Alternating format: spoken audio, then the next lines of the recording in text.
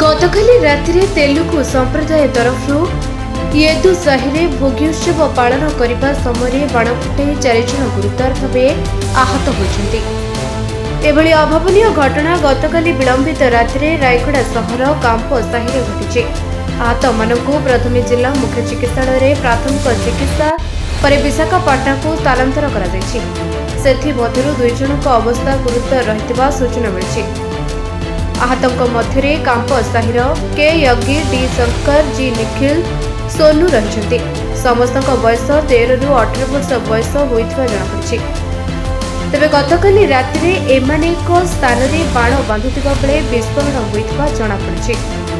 विस्फोरण एते तीव्र थिला जे पाख घरर छातर सिमेंट खंड झरका और कबाट भांगी जाइथिबा सह पाखरे थिबा एक ऑटो मध्य क्षति होइछि।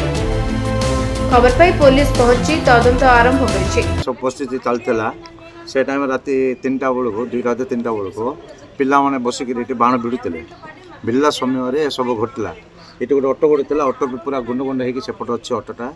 हाँ आउ एम गोटे घर वाला थे सी भी पेसेंट घर भर 2 जन घर भर पूरा काच फाच भांगिकी घर भर सब एंगल सब भांगी जाइए स्लाब फ्लाब सब भांगी जाइए।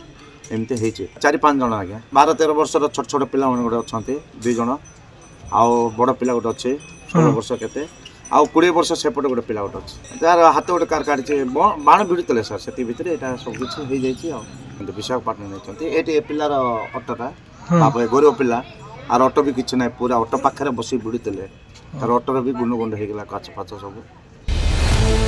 रायगड़ा जिला प्रतिनिधि मालेश कौशल रिपोर्ट निरपेक्ष न्यूज।